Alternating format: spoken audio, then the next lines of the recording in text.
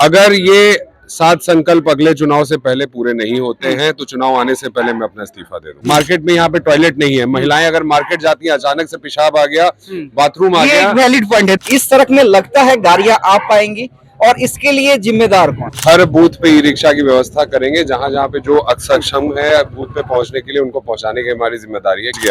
तो हमारे हिस्से ही आना है। 5 साल का लिखित में जनता को हम हर घर में दे रहे हैं कि हम क्या करना चाहते हैं। जाम मुक्त बनाएंगे हम पटना सिटी को, उसका ब्लूप्रिंट भी हमारे दिमाग में है। कैसे बिहारी फर्स्ट है भाई, हवा में बिहारी फर्स्ट हो जाता है, बोलने से हो जाता है। देखिए तमाम प्रत्याशी जो है दोनों गठबंधनों के या किसी अन्य पार्टी के मेहनत कर रहे हैं, पसीने बहा रहे हैं। क्या दिन, क्या सुबह, क्या रात, क्या शाम। शशांक शेखर हमारे साथ हैं, पटना साहिब से महागठबंधन के उम्मीदवार है, कांग्रेस के उम्मीदवार है, डोर टू डोर जा रहे हैं। अच्छा ये बताइए, बड़ी ईमानदारी से पहला ही सवाल मैं कर लेता हूँ। मैं आपको देख रहा था, आप कह रहे थे आशीर्वाद ले रहे थे, जो बुजुर्ग थे पैर छू के आशीर्वाद ले रहे थे। आप ये कह रहे थे कि वोट जरूर करना है, उसके लिए तमाम व्यवस्था की जाएगी, तमाम प्रत्याशी करवाते हैं। लेकिन इस सड़क में लगता है गाड़ियां आ पाएंगी और इसके लिए जिम्मेदार कौन है?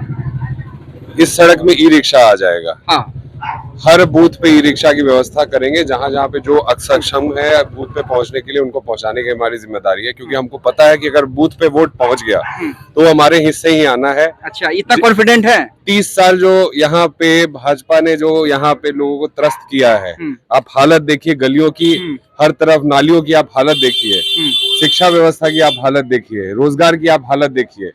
हर तरफ से इतना ठोका है लोगों को, इतना बजाया है लोगों की, लोग एकदम त्रस्त हैं और वोट बूथ पे पहुंचेंगे तो वो बीजेपी के खिलाफ ही वोट करेंगे। नहीं ठीक है आप लेकिन ये जो सवाल मेरा था, आप ये भरोसा दे सकते हैं क्योंकि ये ऑन रिकॉर्ड रहेगा, अगर आप जीतते हैं, अगर आप जीतते हैं तो ये जो स्थिति है कि अभी आपको ई रिक्शा पहुंचवाना पड़ रहा है, गली गली गाड़ियां 4 व्हीलर पहुंचेंगी।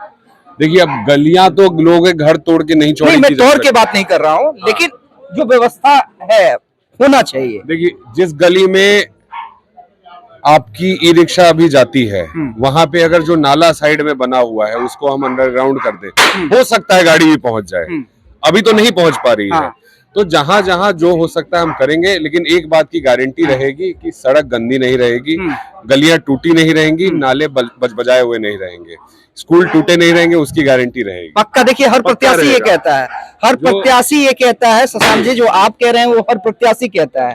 देखिए हमें कोई राजनीति आर्थिक कारणों से करना नहीं है, जनता के लिए काम करने आए हैं और 5 साल का लिखित में जनता को हम हर घर में दे रहे हैं कि हम क्या करना चाहते हैं और इसी ब्लूप्रिंट पे हम 5 साल काम करेंगे। अच्छा ये जो शशांक के 7 संकल्प हैं, ठीक है, अगर वो 7 नहीं पूरे हुए तो अगली बार वोट नहीं मांगेगा? मैं स्ट्रेट फॉरवर्ड सवाल कर रहा हूँ आपसे।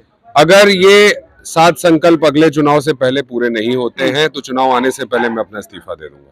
इस्तीफा दे देंगे? मैं अपना इस्तीफा दे दूंगा। ये ऑन रिकॉर्ड आप कह रहे हैं? ये ऑन रिकॉर्ड में आपके सामने कह रहा हूं। अच्छा तो ये 7 ये जब हो जाएगा ना, जब काम कर देंगे तब जिंदाबाद के नारे लगाइएगा। थोड़ा 7 अपने मुंह से बता दीजिए कौन कौन से जो हमारा 7 संकल्प है।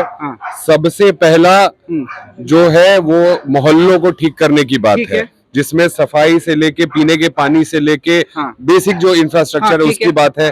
दूसरा एजुकेशन पे हमारी बात है। तीसरा रोजगार पे हमारी बात है। चौथा हमारी स्वास्थ्य पे, हेल्थ इंफ्रास्ट्रक्चर और हेल्थ फैसिलिटीज पे हमारी बात है।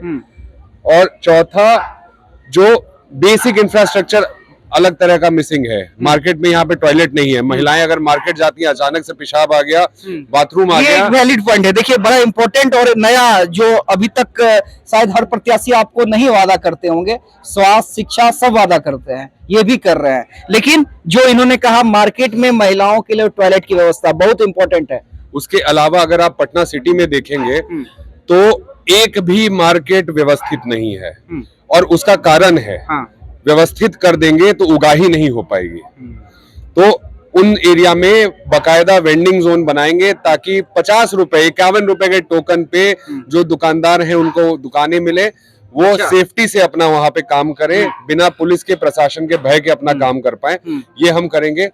उसके अलावा जो बेसिक रिक्वायरमेंट्स होती हैं, अब राशन की हो गई, पेंशन की हो गई, आवास की हो गई, बिजली हो गई, जाति प्रमाण पत्र की हो गई, उन सब के लिए बहुत मशक्कत अभी करनी पड़ती है। राशन की बहुत ज्यादा समस्या है, लोग कैमरे पे शायद ना बताएं, पूरा राशन किसी को नहीं मिलता। पेंशन 5-5, 7-7 साल निकल जाते हैं उम्र रीच की हुई, एलिजिबिलिटी पहुंचे हुए, फिर भी नहीं मिलता। उन सब के लिए वन स्टॉप सोल्यूशन। चाचा जी ने 1100 कर दिया है। चाचा जी को करना था तो 5 साल पहले करते ना। अभी डर के 400 से 1100 कर रहे हैं, तो पिछले 5 साल का एरियर भी दे दे, एरियर दे दे, तब तो हम माने कि उनका था वो काम। आप लोग बढ़ाइएगा, हम लोग बढ़ाएंगे, उसको 1500 करेंगे, और हर साल उसमें बढ़ोतरी होगी, क्योंकि महंगाई बढ़ती तो लोगों की जरूरतें बढ़ती हैं।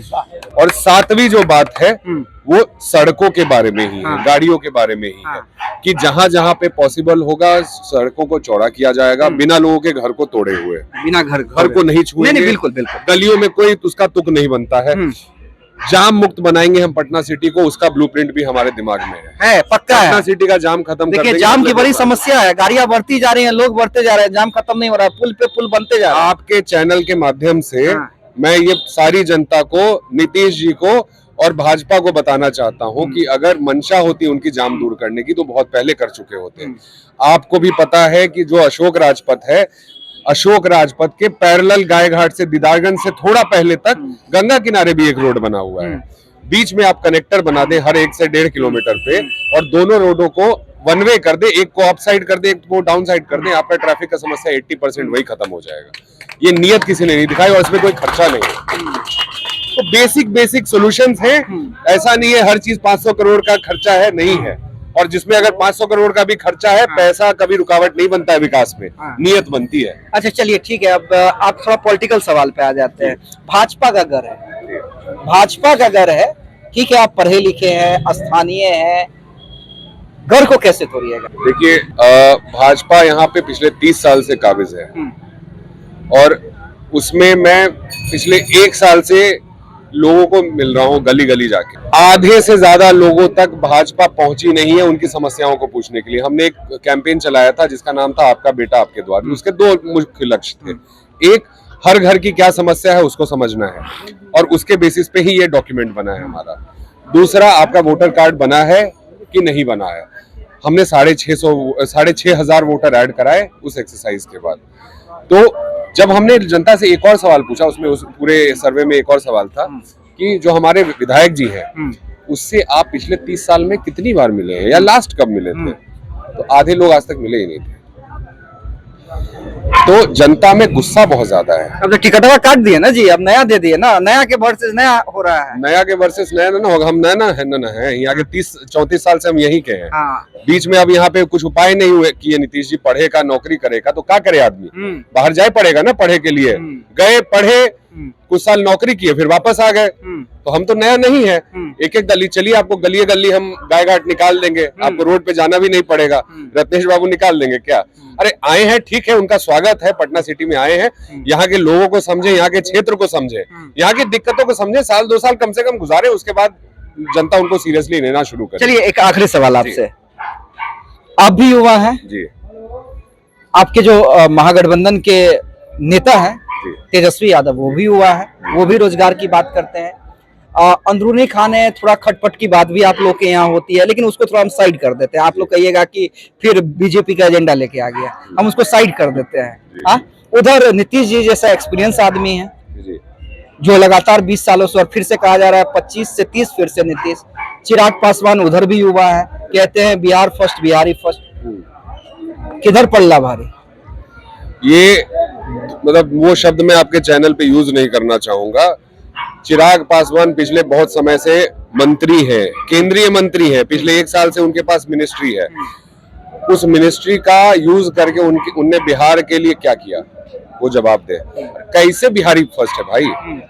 हवा में बिहारी फर्स्ट हो जाता है, बोलने से हो जाता है कि करना पड़ता है। वो बताएं तो कि वो अगले 5 साल में, 1 साल तो गुजर गया उनका, अगले 4 साल में क्या करेंगे बिहारियों के लिए, और करके दिखाएं, तब तो माने कि बिहार के बारे में सोचते हैं। नीतीश जी 20 साल से मुख्यमंत्री हैं। इस गली को आप देख लीजिए, एक आदमी 20 साल से काबिज था, भाजपा 30 साल से काबिज है यहाँ पे। उसके बाद ये स्थिति होनी चाहिए क्या? आप जनता से पूछिए। बहुत बुरी स्थिति है, जनता मन बना चुकी है, मेरी कोई औकात नहीं है। चलिए जब जनता मन बना चुकी है तो सर्टिफिकेट कितने बजे हाथ में रहेगा?